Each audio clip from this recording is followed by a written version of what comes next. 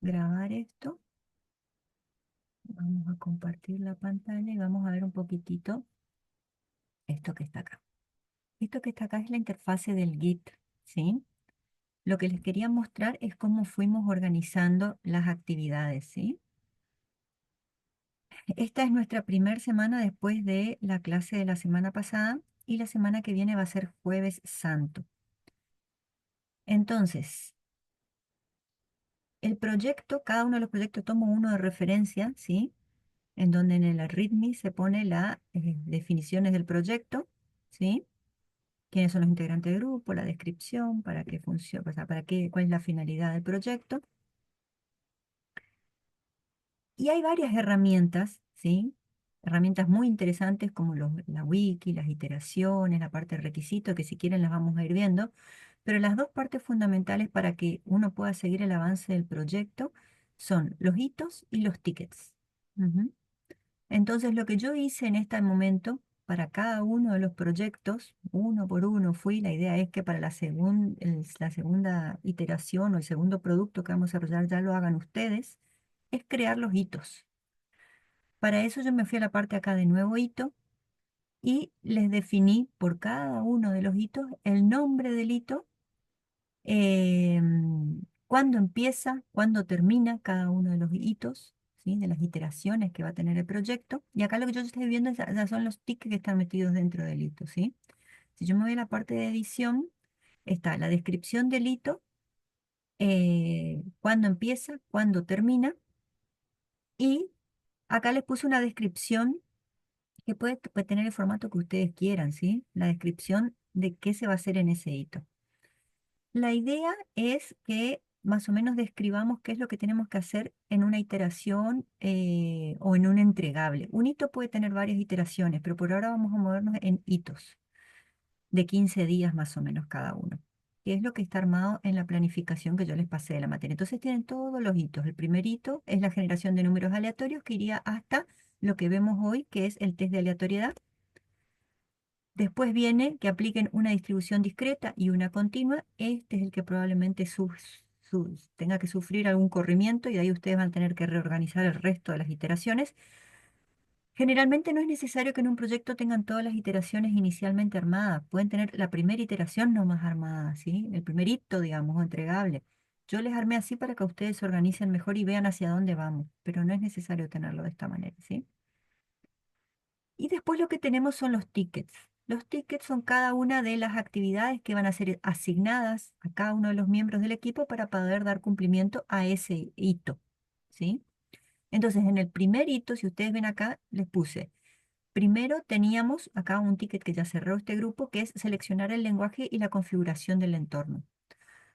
Les puse del 7 al 9 de abril, que es, o sea, en estos 2 o 3 días, ustedes tendrían que, miren que no contemplamos nada de la semana pasada. La semana pasada nosotros tuvimos clase, el jueves pasado no contemplamos ni jueves, ni viernes, ni sábado, ni domingo. Arrancamos recién el lunes.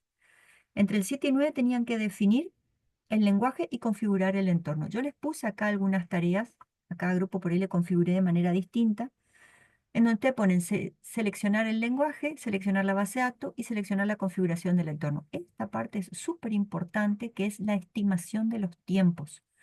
¿Cuánto tiempo ustedes estiman que les va a llevar cada una de estas tareas? Cada uno de estos tickets, sí, André, ¿querés preguntar algo? Sí, a nosotros no nos salía para el tema de la gestión del tiempo. Claro, la gestión del A tiempo, nosotros nos salían como checkboxes nomás, esas sí, tareas hay que están ahí. algunos grupos yo les puse para que vayan chequeando qué hicieron y qué no hicieron, ¿sí? A ver, si vemos otro grupo, por ejemplo, vamos a entrar ahí. Porque, y bueno, y nosotros justamente de eso le quería preguntar, que nosotros lo que hicimos fue cerrar la issue con un comentario nomás, ahí resolviendo eso de esas Claro. tres cosas, por decirlo así, de Eh, una, con un solo comentario. está buenísimo, ¿sí?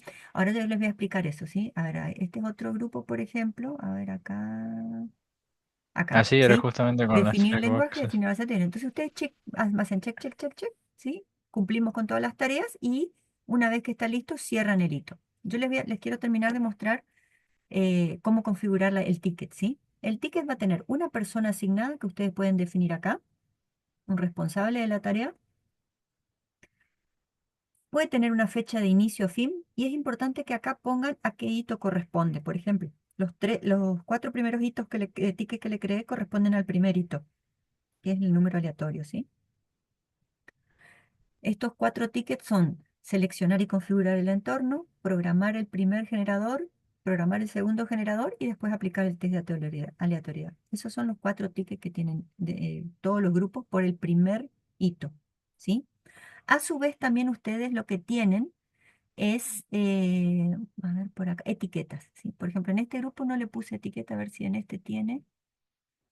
No, tampoco. Las etiquetas acá están creadas, yo les creé etiquetas aleatorias, ustedes pueden sacar, poner, eso lo definan ustedes acá en la parte de gestión de etiquetas, pero por lo menos pueden tener dos etiquetas. Una para indicar cuando un ticket está en back, eso significa que se programó, se probó y se tiene que arreglar, o sea, es como que pasó por un ciclo, pero está en revisión ahora, y en proceso, que es para distinguir que, bueno, por lo menos se está trabajando. ¿Por qué les puse como mínimo estas dos etiquetas? Porque después, cuando nosotros vamos acá al plan y vemos el tablero, digamos, ¿vieron? Ustedes tienen abrir y después más acá tienen eh, cerrar el ticket, ¿sí? A ver, acá. ¿Sí? Los tickets que están abiertos y los tickets que están cerrados. Eso es lo que le da por defecto. Ustedes acá en la lista pueden agregar otras cosas que quieran ver. Yo les puse que le agreguen esas dos etiquetas que creé, ¿sí? Entonces, de esa forma, ustedes acá en el tablero pueden ir viendo, ¿sí?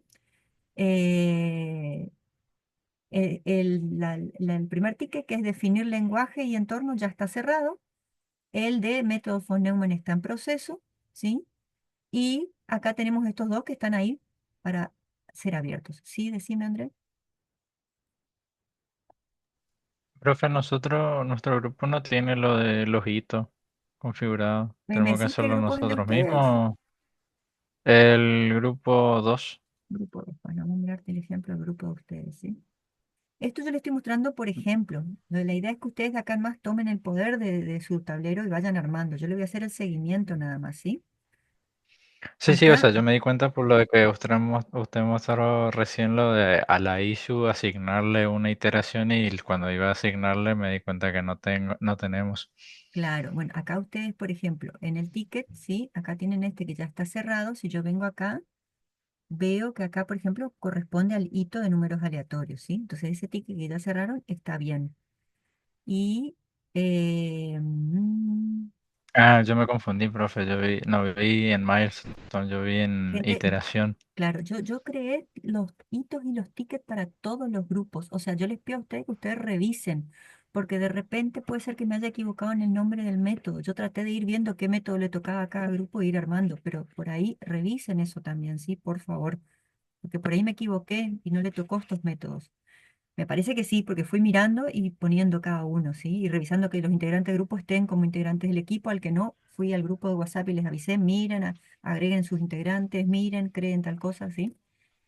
Pero, Sí, en nuestro caso está bien. Y lo último que le iba a preguntar, profe, lo de nosotros por ahora, por ejemplo, en nuestro caso, seleccionamos la base de datos como Postgre, pero no estamos seguros que vamos a usar esa. Se puede cambiar más adelante, más ¿no? adelante cuando lo implementan lo pueden cambiar, ¿sí? La idea es que empiecen a pisar sobre seguro, que ya trabajen especialmente en la parte de configuración del entorno, que ya se decidan por determinadas herramientas, porque no pueden estar a mitad del proyecto cambiando herramientas. Pero si la base de datos en esta primera instancia todavía no la van a usar, eh, pueden definirlo más adelante. Lo que sí, piensen en alguna forma de ir resguardando, porque usted una vez que generan los números aleatorios, con ese set de números aleatorios generados, van a tener que a ese set aplicarle el test de aleatoriedad.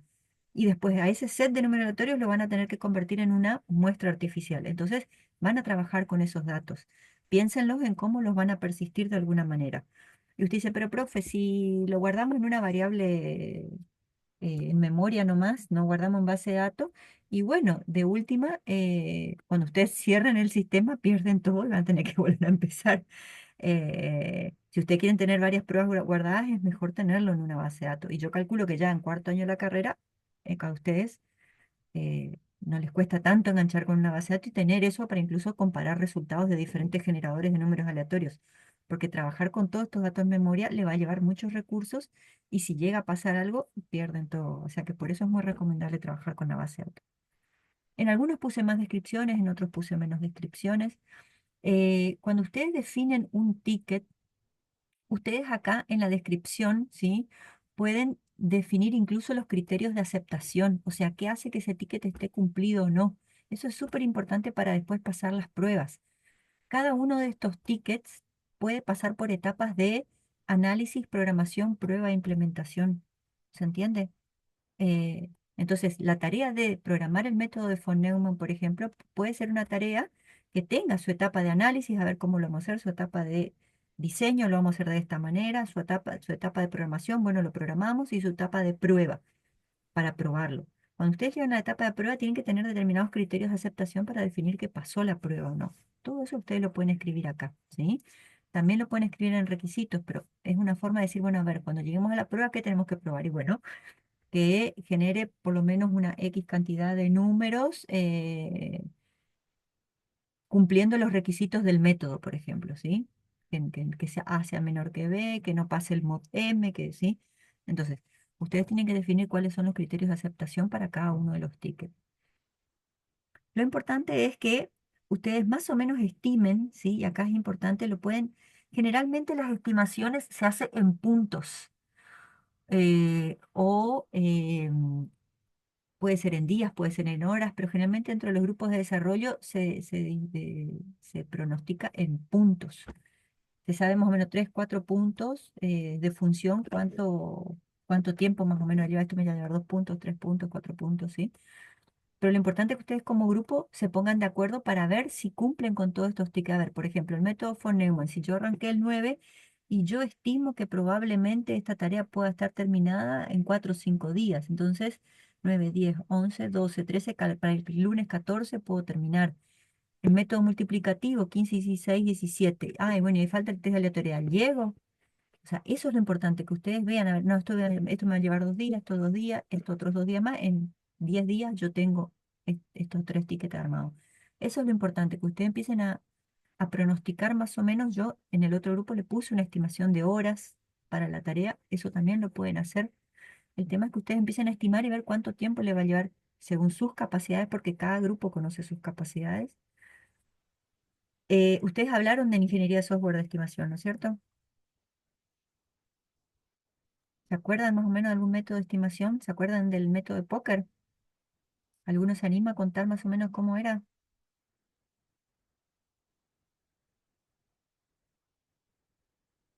No se animan.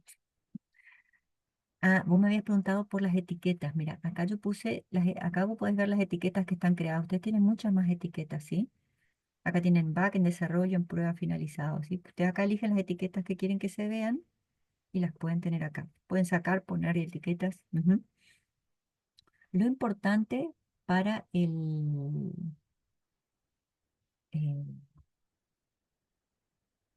para llevar el seguimiento del proyecto es este panel, en donde podemos ir viendo qué tareas están, en qué estado está cada una, ¿sí? Y después el dashboard inicial, que es en donde yo veo cómo se van organizando los hitos, que es en base a las tickets y hitos que ustedes van cerrando, se va viendo el dashboard, ¿sí? Para dar una estimación de las tareas, lo recomendable es que se junten. eh, Eso se hace generalmente al inicio del sprint, todos los miembros del equipo, y empiecen a decir, bueno, esta tarea, ¿quién le toca? Fulano, bueno, ¿cuánto tiempo crees que te va a llevar? ¿Sí? Y esa persona hace la estimación. Si hay personas en el grupo que se dedican a lo mismo, que están en lo mismo, podrían decir, yo creo que eso va a llevar 1 día, 2 días, yo creo que va a llevar 5 días. Y la idea es que si dicen métodos diferentes, o sea, si dicen valores muy diferentes, uno dice 2 días y otro dice 5 días, lo que hacen es decir, pero ¿por qué vos crees que esto va a llevar 2 días? Y no, porque ya tengo el entorno configurado, entre el análisis lo hago mientras voy programando y eh, un par de pruebas de caja blanca mientras estoy terminando la programación y bueno, en 2 días termino. Esto, ¿cuánto puede llevar? 2 métodos. Un método para capturar los datos del frontend y otro método para programar el backend. ¿Y vos por qué decís 5 días? Ah, no, pero yo estaba considerando que a mí me va a llevar un día el frontend, un día el backend, con eso que vos estás diciendo, más otro día para llevar todo esto a la base de datos, por ejemplo, y hacer persistencia. Ah, entonces entre 2 días y 5 días pueden llegar a negociar y decir, bueno, a ver, y bueno, pongámosles un valor intermedio de 3 días. Eso es el método de póker que se hace para estimar. Entonces, en base a eso se llega a un consenso y se pone una cantidad de días a cada una de las tareas, ¿sí? En base a la cantidad de días, y especialmente si usted acá le pone fecha de inicio y fin, se le va a ir armando automáticamente el hito y ustedes pueden ir viendo qué tareas van quedando por fuera y por dentro del sprint.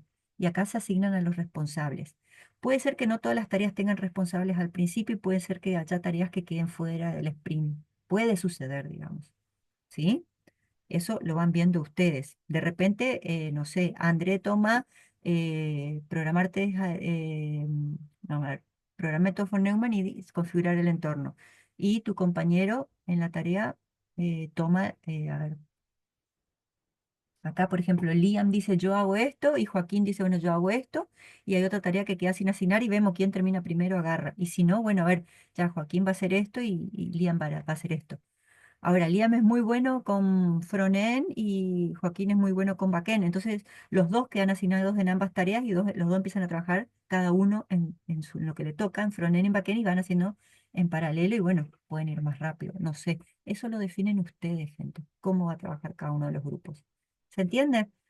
Eso es lo que quería dejar en claro con respecto a este dashboard. A mí me interesa que ustedes de ahora en más lo manejen a ustedes. O sea, para el siguiente hito ustedes van a ver, bueno, a ver, si programar el test de aleatoriedad lo tengo que pasar al siguiente hito, y bueno, entonces tendré que venir acá y cambiar acá y poner, no, ahora va a pasar eh, al siguiente hito que es instrucciones discretas y continuas, y bueno, y alguno de los miembros va a tener que hacer eso mientras el otro miembro hace las otras tareas, y van viendo, porque también definen prioridad, o sea, ustedes dicen, bueno, a ver, las tareas tienen una prioridad, hay tareas que se tienen que hacer sí o sí y tareas que pueden esperar. ¿Sí? Yo les recomendaría de que no, de que si alguien empieza a programar las distribuciones discretas, alguien termine lo de test de aleatoriedad, ¿sí? Porque en algún momento el test de aleatoriedad tiene que estar aplicado para saber qué tan buena es la muestra. ¿Puede pasarse todo este hito? Sí, pero ya para el siguiente hito, que es el método de números índices, no van a poder estar sin el test de aleatoriedad. Entonces, ustedes van a tener que darle prioridad. Si ustedes tienen problema para definir la prioridad de las tareas, tanto Sandra como yo le podemos ayudar diciéndole qué van a necesitar para qué cosa. ¿Sí? Ahí hacemos el rol de product owner o dueño del producto. Le podemos responder preguntas, ustedes nos preguntan y van en eso. Estas reuniones a ustedes les conviene hacer diariamente o cada 2 días para ir viendo a ver cómo van avanzando en el proyecto. Lo que sí, a los 15 días al cierre del hito, van a tener una reunión conmigo o con Sandra para ver a dónde están y qué se reprograma.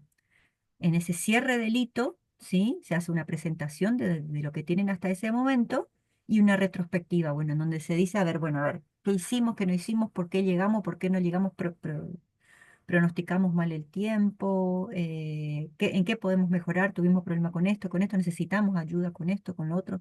Eso se hace en la retrospectiva y en base a eso se planifica el siguiente hito, ¿sí? Eso lo van a hacer cada 15 días con nosotros. Da la casualidad de que justo la entrega cae viernes 18, que es Viernes Santo.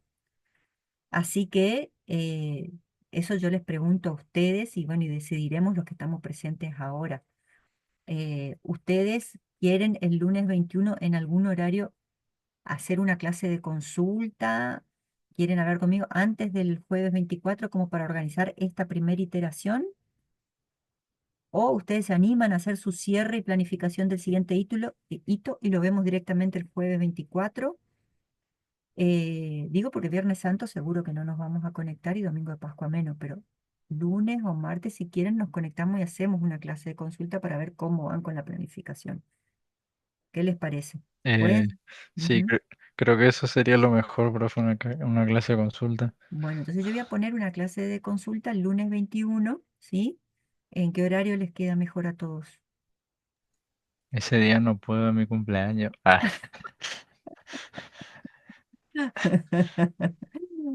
O sea, sí, en serio es mi cumpleaños, pero sí Y puedo, bueno, sí. pero quieren hacer Viernes Santo, entonces no sé. No, no. El lunes está bien, dijo. Y De regalo a la cumpleaños. mañana pueden, gente. No, no sé, ¿ustedes tienen De mi libre a la parte, sí. mañana?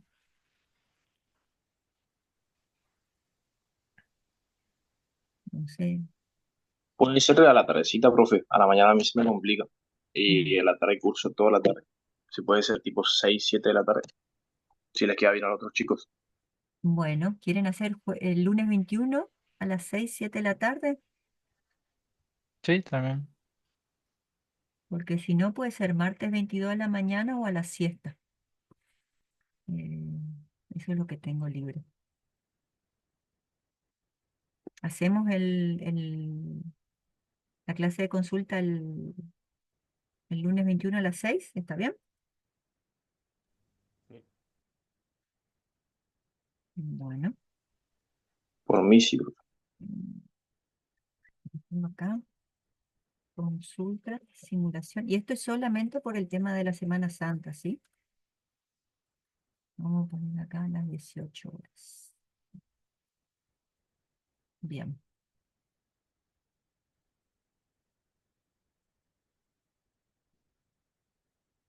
Mm.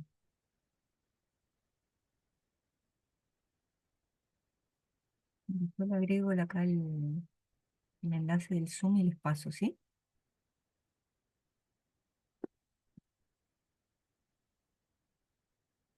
Ujú. Después les paso, ya está agendado entonces. Bueno, ¿se entendió más o menos el tema de los tickets y cómo trabajar con el Git? ¿Estamos más o menos con eso? ¿Quieren que revisemos algo de acá? ¿Algún grupo quiere que miremos su tablero?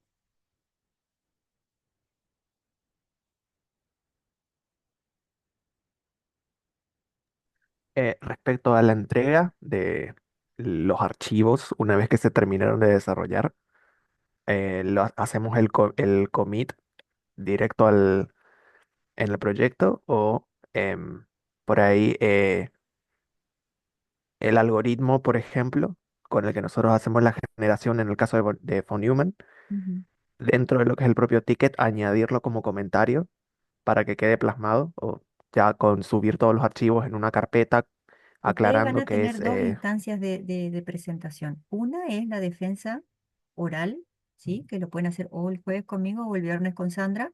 Probablemente lo que sea entrega de avances lo van a hacer con Sandra los viernes, en donde ustedes le van a mostrar lo que tienen implementado y cómo funciona, ¿sí? Amén de eso, ustedes igual lo suben a... Si ustedes tienen eso en un GitHub, les recomiendo fuertemente tener el GitHub con todas las versiones actualizadas para no perder nada. Y eso lo pueden dejar disponible ya sea acá en el GitLab o en el aula virtual, el enlace del GitHub en donde ustedes tengan el entregable, ¿sí? Aparte de la presentación oral, ustedes hacen un informe en donde ustedes cuentan el método que implementaron, el lenguaje que usaron, las pruebas que hicieron, ¿sí? Ese informe lo tienen que subir al aula virtual. Eso queda como entrega en el aula virtual, ¿sí? Si ustedes quieren ese informe, hacerlo en un README en el GitHub y poner ese enlace en el aula virtual, también lo pueden hacer. O sea, lo importante es que haya un entregado en el aula virtual en donde se conste de hasta dónde ustedes llegaron, ¿sí? Puede ser un informe, el enlace al GitHub, puede ser el enlace de GitHub con el README en el GitHub. Díganme si no me están entendiendo algo de lo que digo, por favor, ¿sí? eh, pero tiene que estar la constancia en el aula virtual de la entrega de la actividad, que es el cierre del hito con el informe diciendo qué tareas hicieron y hasta dónde llegaron, ¿sí? Eso ustedes lo van a tener en el aula virtual, acá. mm, Acá. Actividad 2 números aleatorios, ¿sí? Este es el primer hito. En esta actividad ustedes tienen que subir el informe, ¿sí? En esta actividad que está acá.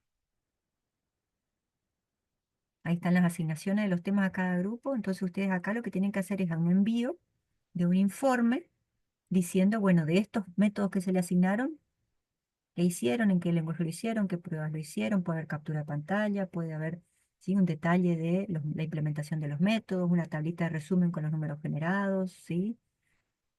Algo que dé cuenta de lo que hicieron. Eso va a estar como entrega de informe en el aula virtual. Aparte va a estar su código, que es lo que ustedes lo van a mostrar y defender oralmente, ¿sí? ¿Se entiende? Sí, profe. Perfecto, buenísimo, porque acuérdense que esto es un producto que va a ir creciendo de manera iterativa. Con cada presentación van a tener más completo el producto final, ¿ok? Bueno, después va a haber otra actividad por cada uno de los hitos. Mm, mm. Hay una parte acá que ahora justo no estoy encontrando, que es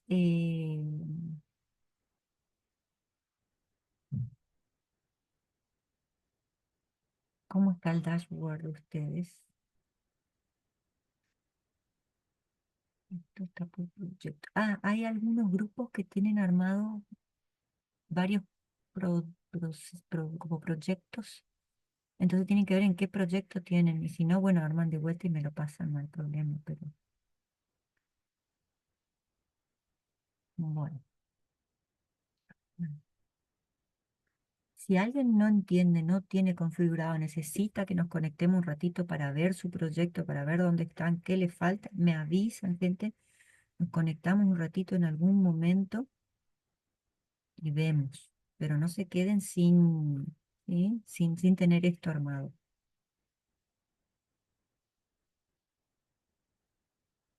Bueno, creo que por acá estamos. Acá ustedes pueden enganchar con la parte del GitHub. Si no lo conocen y no lo entienden muy bien, van a tener que pegar una leidita, porque van a tener que trabajar con ramas, si es que cada uno programa en un entorno diferente, ¿sí? Si no, tengan solamente como un repositorio tipo Drive, un GitHub genérico, y ahí van subiendo los archivos de su código y lo tienen ahí como un repositorio genérico nomás, ¿sí? Pero tengan su, su código resguardado, por favor, les pido. Bueno, creo que con esto estamos. Acá tienen las etiquetas, las tareas asignadas. Hay una parte que no estoy viendo ahora, pero le quería mostrar que es el dashboard. Mm, Tienen una wiki. Algunos le puse la descripción del proyecto dentro de la wiki. Ujú.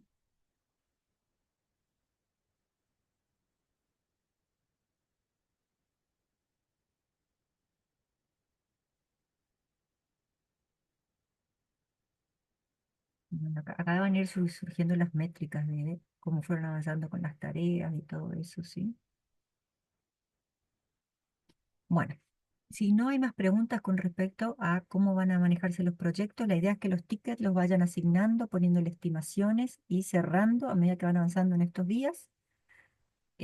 Vamos el lunes 21, entonces hacemos esta clase de consulta y vemos cómo están para cerrar este primer hito. El segundo hito ya lo van a tener que organizar ustedes con los tickets, con las tareas y, por supuesto, avanzando con el proyecto, ¿sí?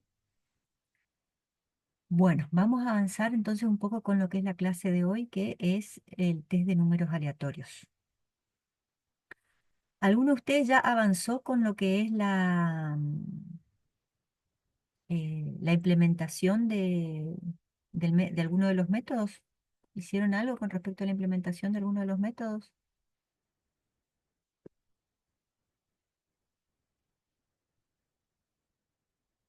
No, no empezaron ni con el método más sencillo todavía.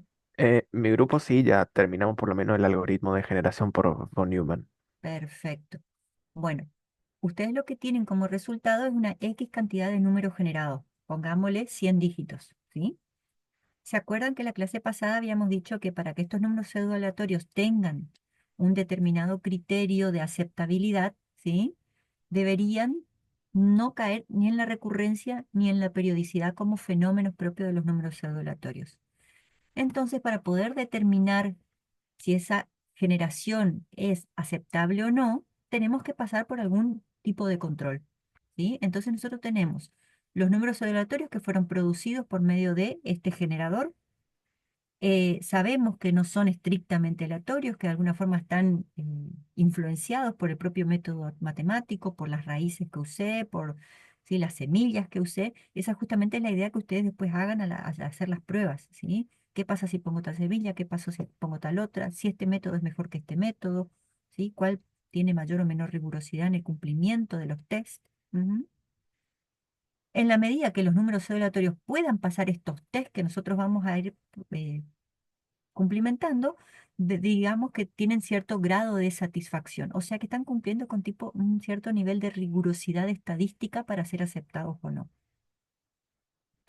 Tenemos entonces que decidir si esa secuencia que generamos es lo suficientemente aleatoria. No podemos juzgar por nosotros mismos si una secuencia de números es o no es aleatoria.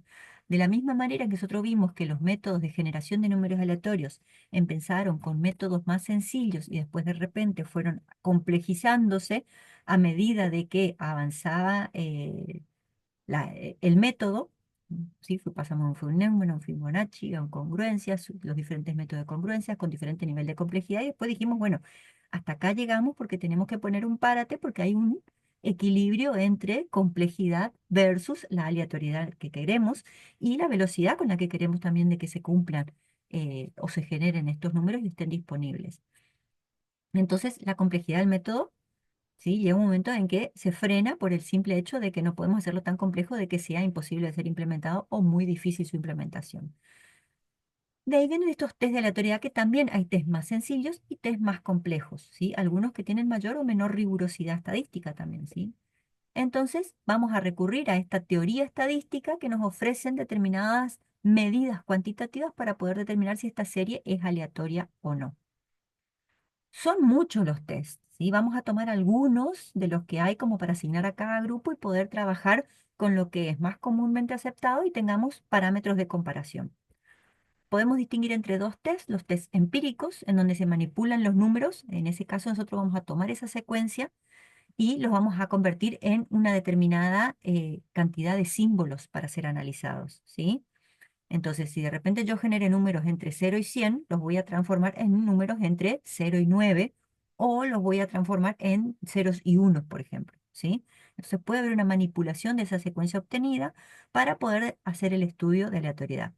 Y después están los test teóricos en donde yo no manipulo la serie, simplemente estudio las características a través del método que vamos a utilizar. Casi todos van a ser test del tipo empíricos, ¿sí? Los que vamos a usar nosotros.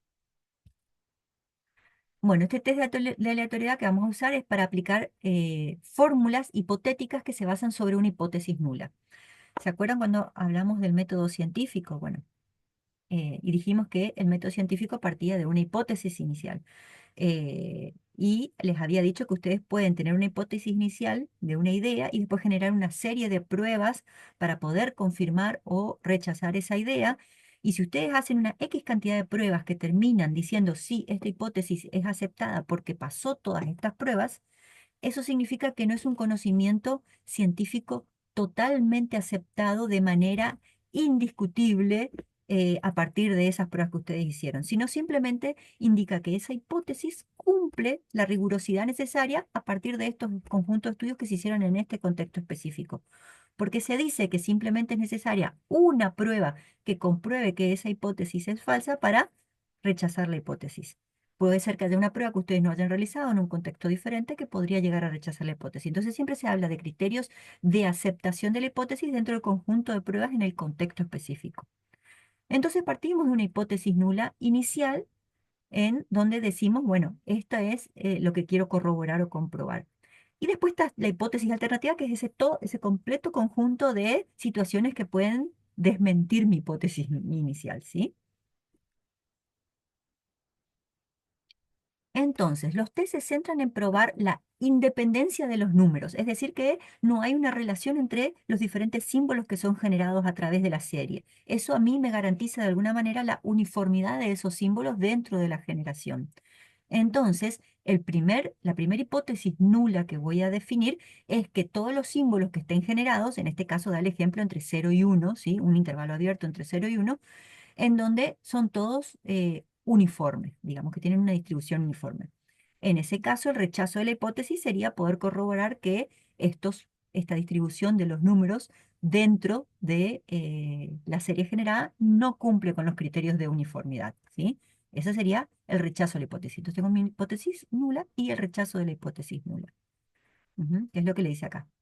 La hipótesis nula dice que los números están distribuidos uniformemente en el intervalo de los símbolos generados.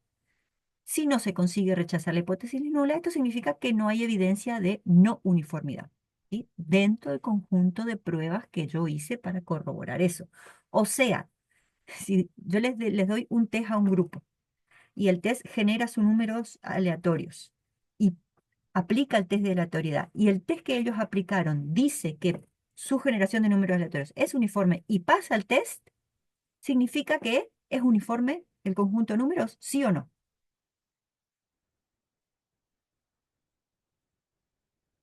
¿Me siguen? ¿No me siguen?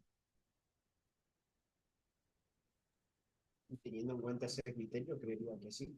Bien, Sería muy bien, uniforme. Fabricio. Sí. Teniendo en cuenta ese criterio, creería que sí.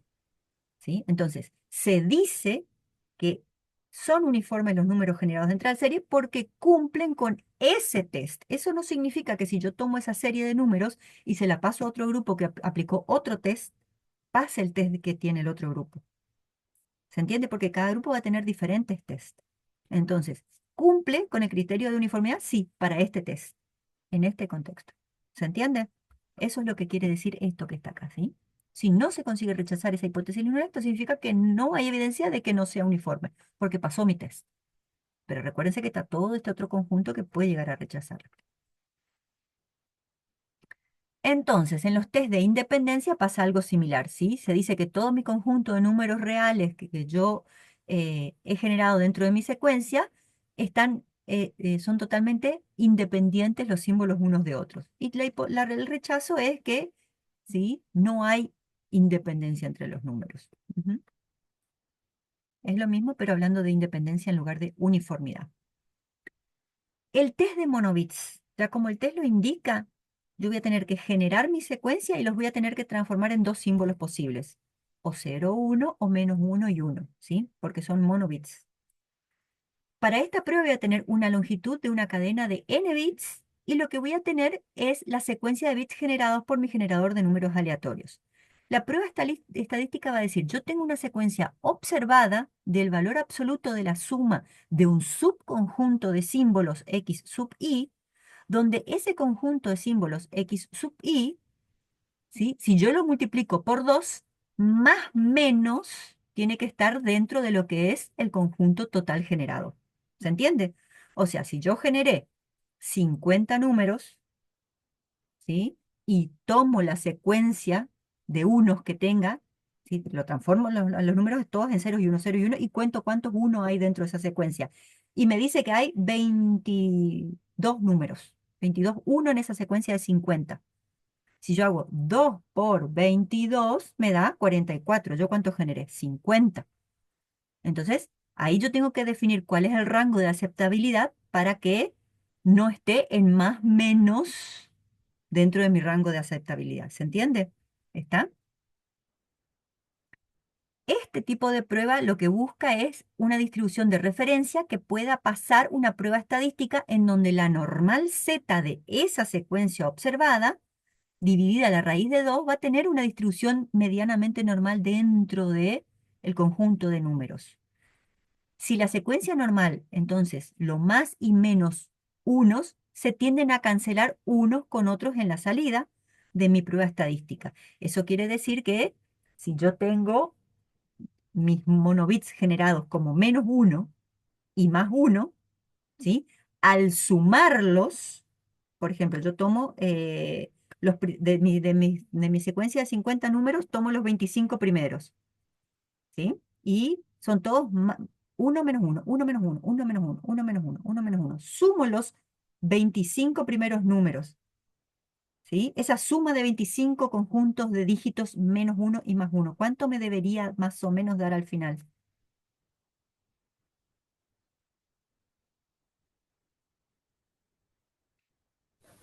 Cerca de cero. Exactamente, muy bien. Ya me estaba asustando, pensé que se me habían dormido, que no me estaban siguiendo. Por eso tiene que ser más menos 1, tiene que ser cerca de cero, porque se supone, sea cual fuere la cantidad de secuencias que yo tome observadas, ¿sí? Sea cual sea la cantidad de secuencias observadas, se deberían ir autocancelando si no hay una relación entre los números. Si son lo suficientemente uniformes, deberían automáticamente ir cancelándose. Entonces tendría que ser cercano a cero esa suma. ¿Se entiende? Eso es lo que dice acá. ¿Ok? Bueno, entonces los pasos para realizar esta prueba son la conversión en más menos 1 de mi secuencia de aleatoria generada. Los ceros y los unos de la secuencia van a ser mi muestra observada, o epsilon, ¿sí? Son convertidas a valores de más menos 1 y son agregados juntos a esta sumatoria de la secuencia. Una vez que voy sumando la secuencia, ¿sí? Determino a ver si cumple con este criterio de autoanulación y su criterio estadístico de aceptación.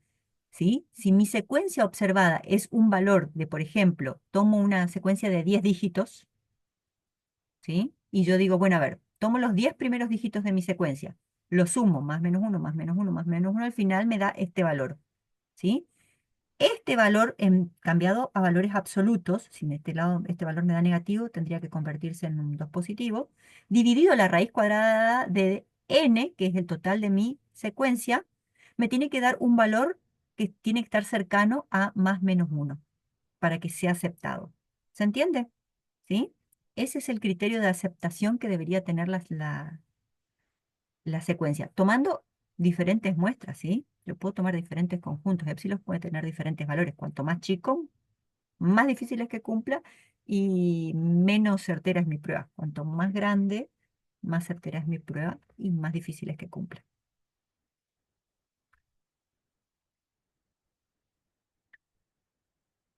Bueno, la idea es que ustedes, si pueden sacar el cálculo del valor de la distribución de los números acercándola a la normal, podrían de alguna manera llegar a determinar, ¿sí? Pero la fórmula genérica del valor que ustedes calcularon en la ecuación anterior, dividido la raíz cuadrada de 2, que es 1,41, ¿sí? Le tendría que dar un valor cercano a 0 o a 1, ¿sí?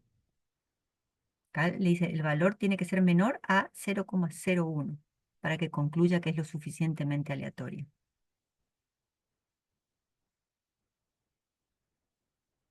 Después tienen una alternativa de la secuencia de monobits, ¿sí?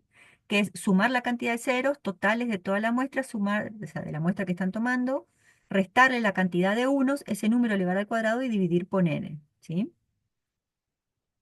Ese número, a ver, si ustedes generan 20.000 bits, ¿sí? O sea, generaron 20.000 números, los transformaron en ceros y unos, ¿sí? A cada uno de esos números.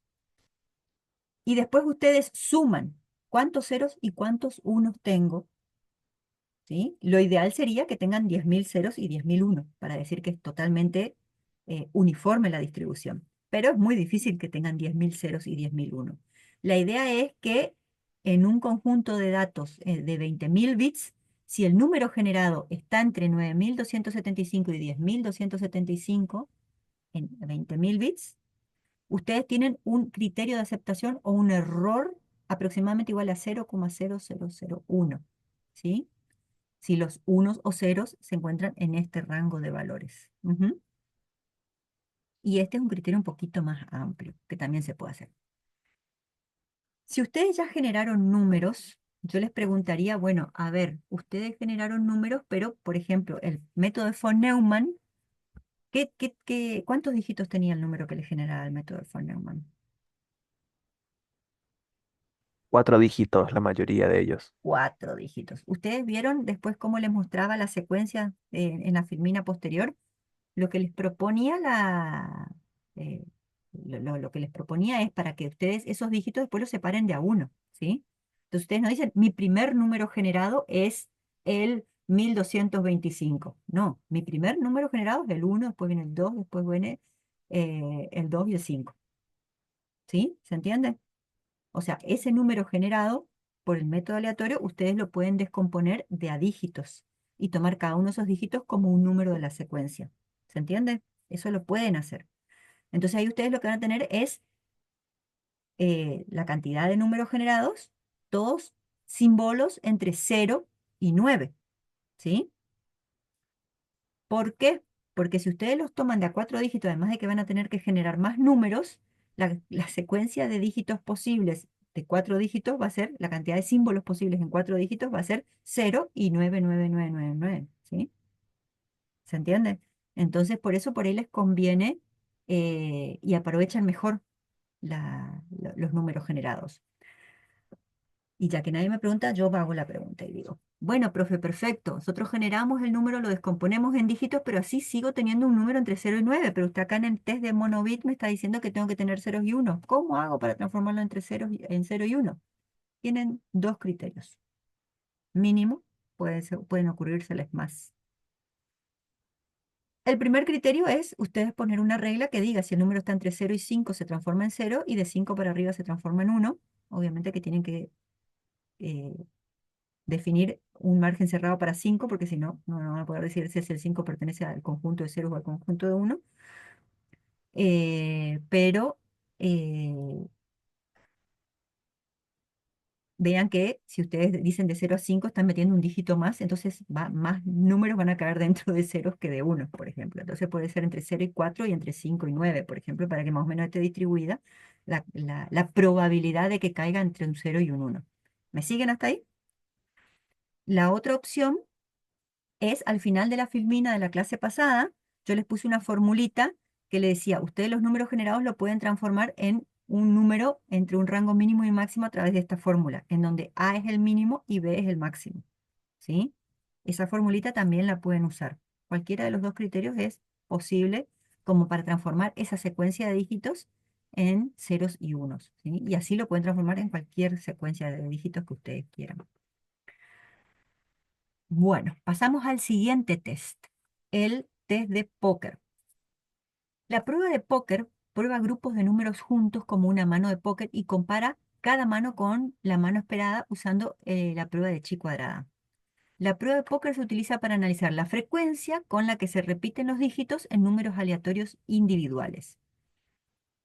Para determinar si los números aleatorios generados cumplen con las propiedades especificadas, tanto de uniformidad como de independencia, vamos a partir de una hipótesis nula que dice que mi chi cuadrada, que define mi criterio de confiabilidad, va a ser un valor mayor a la sumatoria entre lo observado menos lo obtenido al cuadrado dividido lo observado. ¿Sí? Tranquilo, lo vamos a ver esto en un ejemplo. ¿Sí? Si ese valor ¿sí? Cumple con este requisito, se aprueban. ¿Sí? Y después está toda mi hipótesis de rechazo, que es en el caso en que no cumpla con el criterio de confiabilidad. Se utiliza para analizar la frecuencia con la que se repiten los dígitos en números aleatorios individuales. Por ejemplo, si nos ocupamos de números aleatorios de 5 dígitos, nos interesaría la frecuencia con que ocurren lo que sigue en los números individuales. Entonces, 5 dígitos son mi cantidad de símbolos posibles, ¿sí? Entonces, la primera opción es que si yo los tomo de a 5, los 5 sean diferentes. La segunda opción es que si yo lo tomo de a 5, hay exactamente un par dentro del conjunto. La tercera opción es que haya dos pares diferentes. La tercera opción es que haya 3 dígitos iguales. La quinta opción es que haya 3 dígitos iguales y un par. Y la sexta opción es que haya 4 dígitos iguales. Y la séptima opción es que sean 5 dígitos iguales. O sea que obviamente que vamos de lo totalmente menos probable que sean todos diferentes a otra combinación que puede ser que sean todos iguales. Y después todas las combinaciones posibles a ser analizadas en el medio, ¿sí? Por supuesto, el número de estas combinaciones que se pueden dar va a depender del número de dígitos que constituyen a cada uno de los números aleatorios, o sea, cómo yo los vaya tomando ese conjunto. Entonces, para aplicar la prueba de póker, ¿qué tengo que hacer? Primeramente tenemos que escoger ese nivel de significancia y enumerar los grados de repetición de los dígitos, ¿sí? O sea, cuántos símbolos van a tener mi conjunto posible y cuál va a ser el nivel de significancia, porque lo tengo que buscar después en la chi cuadrada, en la tabla de chi cuadrada, que lo vamos a ver ahora. A continuación, lo que hacemos es calcular la probabilidad de aparición de cada una de esas combinaciones, ¿sí? O sea, si yo tengo números entre 0 y 9, tengo 10 dígitos posibles, ¿sí? Si yo generé 100 números, ¿sí? ¿Cuántas veces debería aparecer si tienen uniformidad de aparición? ¿Cuánto sería la frecuencia esperada de cada uno de estos dígitos en en el conjunto de 100 números generados? Uno de cada 100. Exactamente.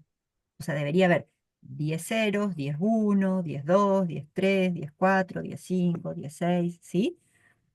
¿Está? O sea, nosotros deberíamos tener la misma cantidad de ocurrencia de cada uno de los símbolos. Esa debería ser la frecuencia esperada. Ujú. Entonces, eso es lo que tenemos que calcular, ¿sí? ¿Cuál es la probabilidad de aparición de cada uno de esos símbolos si los voy tomando de a uno entre 0 y 100? Entonces, la cantidad de dígitos posibles dividida la cantidad de apariciones que tengo, o sea, de números generados, y ahí tengo la probabilidad de aparición de cada uno de esos símbolos. Ahora, si yo digo, los voy a tomar de a 2, los voy a tomar de a 3, ahí va a depender de las combinaciones posibles que pueden aparecer cuando los tome de a 2 o de a 3. ¿Se entiende? Por ejemplo, si son todos números ceros y unos y los voy tomando de a 2, hay 4 combinaciones posibles que se pueden dar. Que aparezcan dos ceros, que aparezca uno cero, que aparezca 0 1 y que aparezca 1 1. ¿Sí? Entonces las probabilidades son 4 en un conjunto de dígitos que voy tomando de a 2 cuando los símbolos son ceros y unos. ¿Se entiende? Eso es lo que tengo que determinar. ¿Cuál es la probabilidad de aparición de esas combinaciones de números en esa secuencia según la cantidad de dígitos? Luego se examina la frecuencia con que se presenta cada combinación en la secuencia de números estudiados. O sea, una vez que yo ya tengo cuál es la frecuencia esperada, ¿sí? La probabilidad esperada con la que deberían aparecer, ahí empiezo a contar y veo, ah, mira, acá apareció, supongamos que son ceros y nueves y los voy tomando de a uno, ¿sí? Y cuento, a ver, ¿cuántos ceros aparecieron? ¿Cuántos unos aparecieron? ¿Cuántos dos aparecieron? Y por cada uno de los símbolos tengo la frecuencia esperada y la frecuencia observada. ¿Cuántos deberían haber aparecido y cuántos realmente aparecieron? ¿Sí? Posteriormente se puede comparar la frecuencia observada con que aparece cada combinación con la frecuencia esperada mediante la prueba de chi cuadrada. Para comprobar que los datos pertenecen a una distribución uniforme, tengo que hacer ese cálculo de chi cuadrada con la fórmula que mostré anteriormente y después, según los grados de libertad, determinar en la tabla de chi cuadrada a ver si cumple con el requerimiento, ¿sí?, de ser menor o mayor al valor esperado. La forma como esta prueba se realiza es tomando, ¿sí? En el caso del póker, me dice que yo tengo que tomar de a 5, ¿sí? De a 5 dígitos a la vez, y clasificándolos como pares, dos pares, tercia, póker, quintilla, o todos diferentes. La probabilidad para cada una de esas manos de póker, ¿sí?, o dígitos que voy tomando de a 5, es de que sean todos diferentes 0.3, 0.24.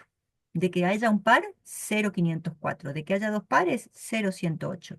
De que haya tercia, 0.072. De que haya full, 0.09. Y de que haya quintilla, 0.0001. Con estas probabilidades anteriores y con el número de números pseudo-aleatorios generados, se puede calcular la frecuencia esperada de cada posible resultado, la cual, una vez que la calculé, la comparo con la frecuencia observada. Por ejemplo, ¿sí? Yo acá tengo 30 números generados, ¿sí? Si yo los voy tomando de a 5, ¿sí?, en una distribución de 30 números observados, la frecuencia observada me dice acá, bueno, hubo 5 en donde eran todos diferentes, 16 en donde hubo un par, 4 en donde hubo dos pares, 4 en donde hubo tercia, 0 en donde hubo full y 1 donde hubo póker y quintilla hubo 0. En total son 30 muestras tomadas, ¿sí? En donde se cumplieron este conjunto de datos. La frecuencia esperada yo la saco con esta probabilidad que está acá. A ver, de que sean todos diferentes es 0,3024. Esto multiplicado por 30 me va a dar cuánto era la frecuencia esperada para que sean todos diferentes. Y así, con estos porcentajes, yo calculo la frecuencia esperada en base a la cantidad, ¿sí?, de elementos de la muestra para cada uno de los conjuntos de números. Y después lo que hago es aplicar la fórmula de chi cuadrada. Observado menos, o sea, esperado menos observado, esto elevado al cuadrado, dividido lo esperado. ¿Cuál es la frecuencia esperada? Esta, menos la frecuencia observada, esta. Ese número lo elevo al cuadrado y lo divido por la esperada, que es esta. Y eso me da un valor que está acá. ¿Sí? Al final sumo todos estos valores, y ese valor final que me da acá en la sumatoria es el que tengo que ir y comparar con la tabla de chi cuadrada de los grados de libertad. Y ahora vamos a ver la tabla de chi cuadrada, ¿sí? Lo que les estoy explicando por ahora es el método. Pero, profe, es muy difícil de cumplir con todas estas combinaciones, todos diferentes, un par, dos pares. Mira, acá incluso quintilla salió 0. ¿Esto puede afectar mucho la rigurosidad de mi muestra? Sí, puede hacer que sea más difícil pasar el criterio de aceptación. Entonces, algunos lo que recomiendan es decir, bueno, si es tan difícil, probemos juntarlos, ¿sí? Entonces digo, todos aquellos que tienen frecuencia esperada menor de 5 los puedo ir agrupando, ¿sí? Para poder generar agrupaciones. Obviamente que las probabilidades o frecuencias esperadas también se suman, ¿sí? Entonces digo, bueno, acá tengo 5, este es un valor aceptable. Acá tengo 16, es un valor aceptable. Pero como acá tengo menos de 4, menos de 5, este lo agrupo con este, acá 0, acá 1, acá 0. Entonces todo esto forman un solo agrupamiento, ¿sí? Y entonces acá yo tengo la frecuencia esperada para este, la frecuencia esperada para este, y acá acumulo las frecuencias esperadas, ¿sí? Que es lo que tengo acá, ¿sí? Entonces es como que hago un acordeón y achico el conjunto para que sea un poco más eh, fácil hacer el cálculo o más criterioso hacer el cálculo. La cuestión es que después de aplicada la tablita, este número que está al final, que está acá, es el que me interesa, el 363. Ujú. El criterio, el valor de alfa, que es el criterio de aceptación que yo voy a definir, es el error o margen de error aceptable que yo voy a aceptar para mi muestra. En este caso, yo tengo que ir a la tabla de chi cuadrada y decir, bueno, a ver, como yo acá estaba trabajando con símbolos binarios, ceros y unos, toda mi secuencia se había transformado en símbolos binarios, para dos símbolos en chi cuadrado con un criterio de aceptación de 0,05, ¿cuánto es el valor esperado? Y la tabla de chi cuadrada me va a decir que es 5,99. Como este valor de 3 es menor a 5,99, entonces yo puedo decir que pasa la prueba, ¿sí? Después hay adaptaciones del test de póker, como les mostré en la anterior de la de Monobits, en donde dice, bueno, a ver, si yo genero 20.000 bits, todos ceros y uno, y los divido en 5.000 segmentos contiguos de 4 bits, o sea, los voy tomando de a 4, o sea, me quedan conjuntos así, 0000, 0001. Puedo contar y almacenar el número de veces que ocurre cada uno de las 16 combinaciones posibles, porque si son dos símbolos, ¿sí? Los voy tomando de a 4, 2 a la cuarta es igual a 16. O sea, hay 16 combinaciones posibles que se pueden hallar tomando de a 4 los conjuntos de 2 bits. Entonces, los contabilizo y de ahí lo que tengo que evaluar es la siguiente expresión. ¿Sí? Yo voy a tener 16, que es la cantidad de combinaciones posibles que puede haber, dividido 5.000, que es la cantidad de segmentos que se me arma cuando voy tomando de a 4 el conjunto de 20.000 bits, y ahí tengo la frecuencia observada de el primer conjunto, que es que sean todos ceros al cuadrado, más la frecuencia, y así por cada una de las 16 combinaciones posibles, menos 5.000. Ese valor debería tener un resultado entre 2,16 y 46,17 aproximadamente, para decir que pasa el test de póker. Esa es una adaptación del test de póker para hacer con un método diferente. Otro test es el test de rachas. ¿Se acuerdan que dentro de los criterios de, eh, aleatoriedad, ¿sí? Estaba la recurrencia y la periodicidad? La periodicidad es que se repita un número varias veces en secuencia. Por ejemplo, 000, 111, 01, 001, 001, 01, 01, ¿sí? Esa es la periodicidad. Entonces, una racha se define como una subsecuencia máxima de bits consecutivos, ya sea bien de ceros, que es parte de la secuencia inicial de los 20.000 bits generados. Lo que tengo que hacer es contar las rachas que se van dando, ¿sí? O sea, por ejemplo, si aparecen 1, 1, 1, 1, 1, ¿cuántas veces aparece? Conjuntos de 1, de 2, de 3, de 4, ¿sí? De esa manera voy contabilizando y ¿hasta qué racha, profe? ¿Hasta qué longitud? Bueno, este test de racha cuenta hasta longitud 6, ¿sí? Entonces dice, bueno, a ver, de longitud 1 en 20.000 bits tengo 2300, entre 2.343 y 2.657 coincidencias. Eso significa que en la secuencia encontré 0, 1, 0. Esa es una secuencia de 1. Secuencia de 2 tiene que haber una cantidad entre 1.135 y 1.365. O sea que yo encontré, por ejemplo, si estoy contando los unos, 0, 1, 1, 0. Esa es una racha de 2. Entonces, ¿cuántas rachas de 2 tengo dentro de mi secuencia de 20.000 bits? Ese número debe estar entre 1.135 y 1.365. Y así hasta longitud 6. O sea, 6 unos o 6 ceros consecutivos no deberían pasar el rango entre 111 y 201. Si se cumplen con todas estas longitudes, se pasa el test de rachas. ¿Me siguen? Sí. Perfecto. Si no les gusta contar y quieren hacer el test de rachas largas, acá simplemente se cuentan longitudes.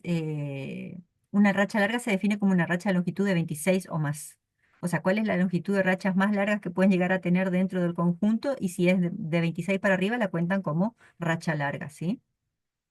Esa, si hay alguna de esas, no pasa el test directamente. Ujú.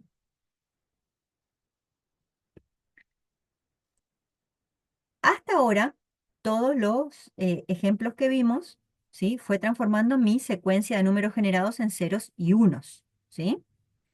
No les mostré la tabla de chi cuadrado, pues se la voy a mostrar al final porque este método también usa algo parecido al test de póker, también usa la fórmula de chi cuadrada, pero con más cantidad de símbolos. Ujú.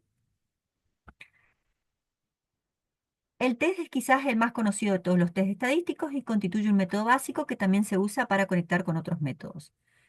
Tenemos el concepto de categoría, que es cada una de las posibles resultados que se pueden obtener al realizar un experimento.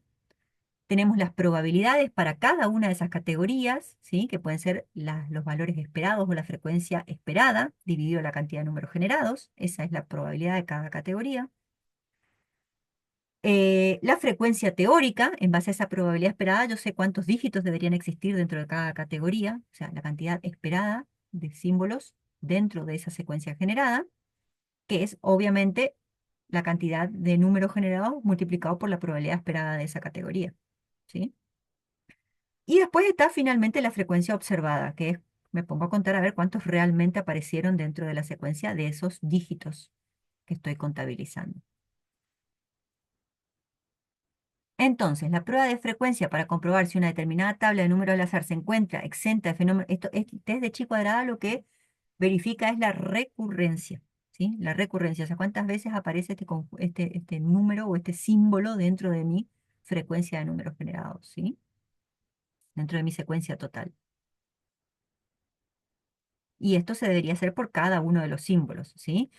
Cada uno de los símbolos que componen al total de números generados va a tener una probabilidad. Esa probabilidad para cada uno de los símbolos debería ser mayor a cero. O sea, si yo tengo números entre 0 y 9, por lo menos más de una vez debería haber aparecido el 0, el 1, el 2, el 3. O sea, una probabilidad esperada mayor a cero. Y la suma de probabilidades para todos los símbolos debería sumar no más de el 100%, o sea, 1. ¿Sí? Y bueno, en la fórmula de chi cuadrada ya la vimos, la sumatoria de los valores de frecuencias obtenidas menos la frecuencia esperada, que es la cantidad de símbolos generados por la probabilidad esperada. Todo esto en número elevado al cuadrado dividido la frecuencia esperada por cada uno de los elementos. La distribución de chi cuadrada va a tener k-1 grados de libertad, o sea, si yo tengo números entre 0 y 9 son 10 dígitos, 10 menos 1, 9, son 9 grados de libertad, ¿sí? Y la hipótesis que deseo probar es esto, que la probabilidad para cada uno de los símbolos, ¿sí?, es mayor a 1 y la sumatoria de todas esas probabilidades es un valor que no supera 1. Ujú. Esa es la hipótesis que quiero probar. Bueno, en el caso anterior yo les conté cómo trabaja el test de póker con números transformados en secuencia de dígitos de 0 y 1 y tomados de a 5 dígitos que cumplimentan lo que es la mano de póker, ¿sí? En este caso podemos hacer algo similar, pero tomando los números de a 1 y dejarlos entre 0 y 9. O sea, esa secuencia de números que generé, los dividí en dígitos, los dejé como números entre 0 y 9, y ahí voy tomando cada uno de esos 0 y 9. Si yo generé 100 números, como dijimos hoy, van a tener una probabilidad de 1 sobre, de 10 sobre 100 para cada uno de los dígitos para poder determinar la probabilidad esperada de cada uno de esos dígitos en mi conjunto total, ¿sí? En base a esa probabilidad esperada, yo sé cuántos dígitos deberían haber aparecido de cada uno, ¿sí? Tengo mi frecuencia esperada para cada uno de los dígitos en el n conjunto total de números generados. Y después lo que tengo que hacer es contabilizar cuántos hubo realmente, cuántos ceros y cuántos unos hay en mi secuencia total de números generados. Y después lo que hago es la misma tablita que vimos para póker. A ver, acá está. Suponete que yo tengo acá 55 números generados, ¿sí? Yo tengo dígitos entre 0 y 9, son 10, ¿sí? 55 dividido 10 es 5.5. Esto es la frecuencia esperada. Los grados de libertad son K-1, o sea, 9 grados de libertad. Entonces, de mis 55 números generados, yo tengo la frecuencia observada, es decir, el 0 apareció 7 veces, el 1 apareció 4 veces, el 2 apareció 5 veces, el 3 apareció 7 veces. Acá tengo contabilizados cuántas veces apareció cada uno de los símbolos en mi secuencia. En base a el valor esperado, tengo cuánto debería haber aparecido cada uno. Y ya vienen los fundamentalistas y me dicen, pero profe, un número no puede aparecer 5.5 veces. No importa, es el criterio para el cálculo, ¿sí? Porque estamos hablando de una probabilidad esperada. Ujú. Este valor se basa en la probabilidad esperada. O sea, entonces mi frecuencia esperada es 5.5.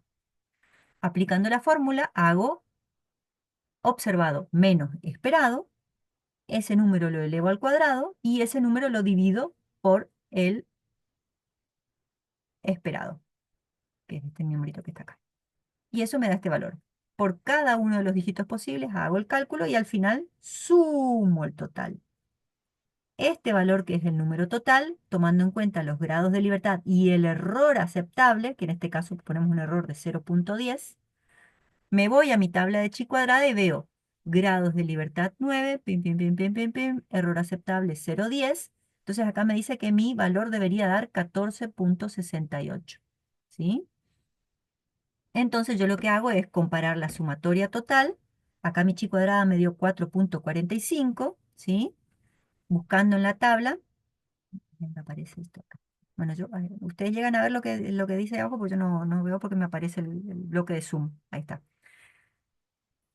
Como yo tenía 4,45, que es la sumatoria total del valor de chi cuadrado para este conjunto de 55 dígitos generados, y mi tabla de chi cuadrada me dice que es 14.68, entonces como el valor es menor, se dice que pasa la hipótesis y los números son equiprobables. O sea, se acepta de que el 0 haya aparecido 7 veces y no 5, se acepta que el 1 haya aparecido 4 veces y no 5, sigue estando dentro de un error aceptable. Si yo me quiero volver más criterioso y más riguroso, ¿sí? Ustedes ven que al ir subiendo los grados de los errores van subiendo mi valor de chi, ¿sí? Y esto que están acá son los grados de libertad, que es la cantidad de símbolos menos 1, ¿sí? Esta tabla de chi cuadrada yo se la dejé en el aula, ustedes igual la pueden buscar, está disponible en internet para cada uno de los métodos que van a necesitar, es para el test de póker y el test de chi cuadrada. ¿Cómo se hace eso? Buscando directamente el valor en la tabla, ¿sí? Lo que ustedes pueden hacer es guardar en su programa, como si van a trabajar siempre con un grado de libertad 9, que son 10 símbolos. Digan, bueno, a ver, Juan, ¿con qué nivel de error quieren trabajar? Y guardan este valor. No hace falta guardarse toda la tabla, digamos. Guardan los grados de libertad con los valores de error que ustedes quieren trabajar y con eso ustedes pueden comparar si pasa o no pasa el test, ¿sí? Para su secuencia generada. Entonces, hay que reseñar que pasar los test citados, como ocurre en cualquier test estadístico, no significa que el generador sea bueno, ¿sí? Como les dije, o sea, que ustedes pongan una hipótesis y hagan una serie de pruebas y esas pruebas comprueben la hipótesis, no significa que esa hipótesis es irrechazable dentro del mundo científico, ¿sí? Simplemente significa que pasaron esas pruebas y que para ese conjunto de pruebas pasa el test, ¿sí? Aunque no pasarlo significa que el generador debe rechazarse. O sea, con que una sola prueba falle ya es prueba suficiente para decir, este generador no está funcionando muy bien, no es muy bueno, ¿sí? Por lo menos, ay, profesora, pero tengo que tirar todo el método von Neumann que realicé. Y probablemente la regla dice que el de congruencias va a tener mucho mejor comportamiento en cuanto a estadísticamente aceptable que von Neumann. Pero no significa que tienen que tirar todo lo que programaron, tienen que cambiar la semilla. ¿Sí? Y prueben con semillas diferentes. O sea, puede ser que el método no sea bueno, pero acuérdense que no está todo en el método, está también en las semillas que estoy usando. Entonces, el método que ustedes programaron por ahí no pasa alguna prueba u otra, pero va a depender mucho de las semillas con que lo hagan. Siempre las pruebas se hacen en un contexto bien definido. ¿Qué variables usé para generar el experimento? ¿Qué datos tenía? ¿Sí? Definir bien el contexto del experimento. ¿Sí? En particular, estos test no aseguran nada sobre una cualidad necesaria para un generador de números pseudo-aleatorio criptográficamente fuerte. Ustedes saben hoy, gente, y esto lo digo entre paréntesis y comillas, ¿sí? Que hoy por hoy que estamos a unos 10 años de lo que sería la computación cuántica, 10, 15 años ya criptográficamente todo es discutible.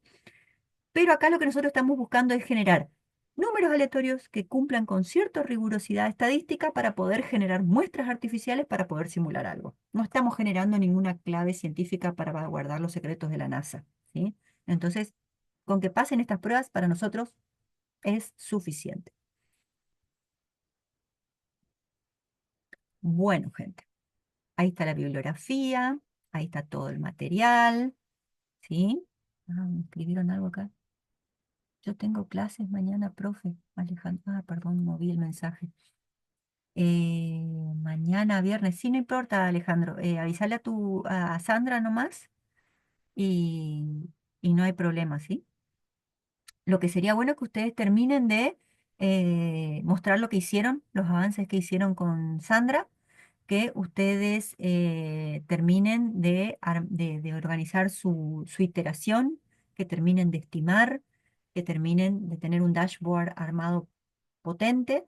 Y entonces el lunes 21, ya que el viernes 18 es Viernes Santo, vamos a hacer esta clase de consulta en donde ustedes me van a mostrar los avances y vamos a organizar la siguiente iteración en base a lo que ustedes tengan hecho hasta ahora eh, en su trabajo. Esto lo hacemos porque, bueno, justo jueves y viernes es feriado, porque si no lo harían con Sandra en la clase del viernes, pero bueno. ¿Estamos, gente? ¿Se entendió? ¿Estamos bien? Profe, yo tengo una pregunta. Ujú. Em, ¿Cuántos test de aleatoriedad nos van a asignar por Dos. método? Dos. Dos. O sea, ahora yo voy a hablar con Sandra para que ella le genere a cada grupo. Va a ser un test de monobits, o sea, un test de dígito 0, 1, y el test de chi cuadrada que lo van a tener que aplicar todos. O sea, todos los grupos van a tener que aplicar el de chi cuadrada con números entre 0 y 9, ¿sí? O sea, el que mostramos por último lo van a tener que aplicar todos. Después a algunos les va a tocar el de monobits, a otros les va a tocar el de póker, a otros les va a tocar el de rachas, ¿sí? Esos son los que van a ir cambiando, ¿ok? Pero dos test, el de chi cuadrada a todos y uno más para comparar, ¿sí? Si quieren ir Listo, programando, ya gracias. pueden avanzar con el de chi cuadrada, si tienen recursos suficientes en el grupo, pero el de chi cuadrada les va a tocar a todos sí o sí. Bueno, en el aula virtual ustedes tienen ¿dónde está? Acá. Tienen la presentación que usamos hoy, tienen la tabla de chi cuadrada, todo esto está cargado en el aula. Ujú. Y tienen la actividad para subir el informe de números aleatorios, ¿sí? Acá, bueno, acá les habilito la tabla chi cuadrada. Acá tienen unos videos, ¿sí? Esto les voy a dejar, son videitos.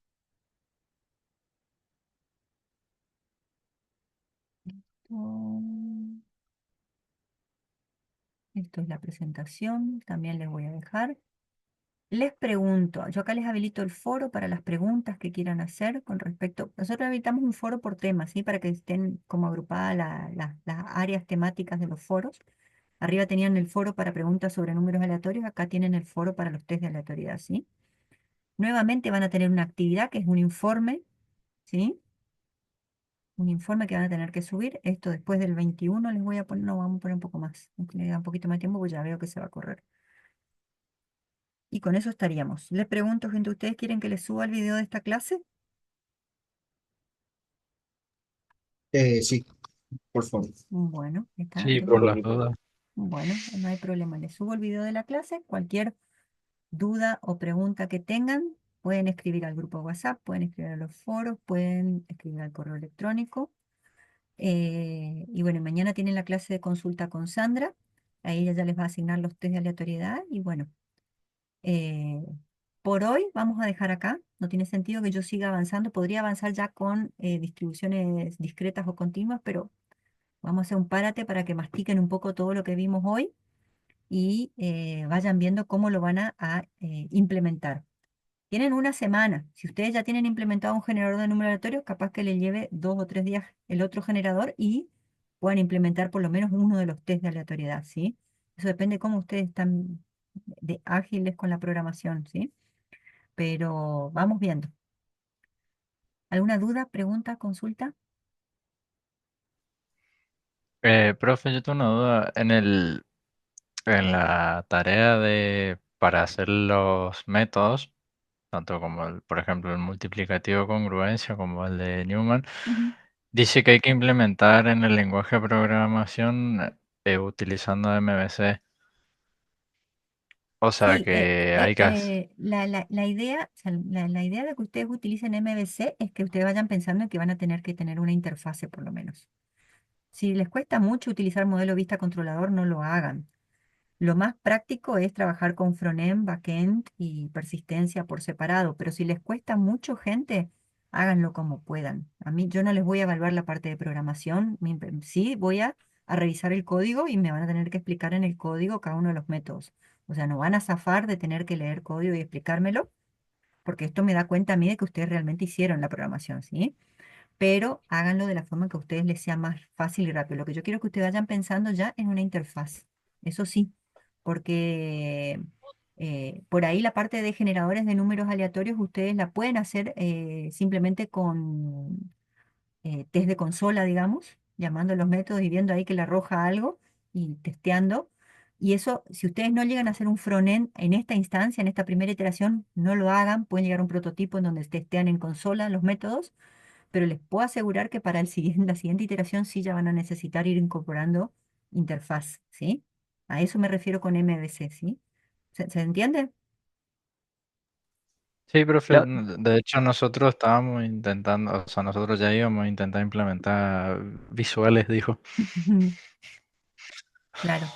Bueno, la idea es que ustedes vayan usando un poco de todo lo que vieron en todas las materias, ¿sí? Y acá ustedes están viendo parte de ingeniería de software, que es cómo organizar un proyecto, cómo planificarlo, parte de programación en el lenguaje que ustedes se sientan más cómodos, ¿sí? Parte de análisis y diseño, porque van a tener que analizar a ver cómo hago esto. Yo no les voy a pedir documentación, pero seguramente que alguna discusión en el grupo va a haber. Y parte también de investigación y método científico que les va a ir preparando para lo que es la tesis después, que es esto que tienen que tener una rigurosidad de armar un informe, de tener una hipótesis, de ver si se cumple o no se cumple la hipótesis, ¿sí? Esto ya los va perfilando para lo que es la parte de investigación y tesis final, ¿sí? Lo que quería preguntar, mi grupo que tenía una duda, que es Ujú. a la hora de crear los generadores, si había un criterio específico de cómo se iba a trabajar, o sea, en el sentido de tener dos generadores separados o crear un software único que implemente ambos generadores. La idea es que ustedes tengan un solo software y ustedes puedan elegir el método, le digan las semillas, le genere el número porque, a ver, si vos estás trabajando en dos plataformas totalmente diferentes, digamos, dos programitas diferentes, al momento de usar el test de aleatoriedad vas a tener que programar en cada, digamos, producto por separado el test de aleatoriedad. La idea es que vos tengas todo integrado en un mismo sistema. Vos elegís, quiero generar números por el método de número de tal método, con tales semillas, y te genera y lo pruebo con el test. ¿Sí? Test uno. Genero el método, con el otro método le pongo las semillas y pruebo el test. Entonces ustedes pueden tener combinaciones de generadores y métodos y comparar cuál le da los mejores resultados, ¿se entiende? Sí, sí, se entiende. Era Ujú. solamente esa duda. Gracias, profe. Claro, claro, porque si no, después vas a tener que replicar toda la programación de test en el otro, en el otro producto, digamos. No sé cómo lo estaban pensando, pero les conviene tener todo junto, digamos. Por eso les recomiendo trabajar con el Git y trabajar de forma mancomunada, digamos, ¿sí? O si no, en algún momento van a tener que integrar todo lo que hizo uno y hizo otro e integrarlo en un producto final, ¿sí? ¿A otra duda, pregunta? Bueno, gente, si no hay más dudas y preguntas, yo ya los libero, ¿sí? Yo ahora después, dentro de un ratito, tengo la clase con el otro grupo.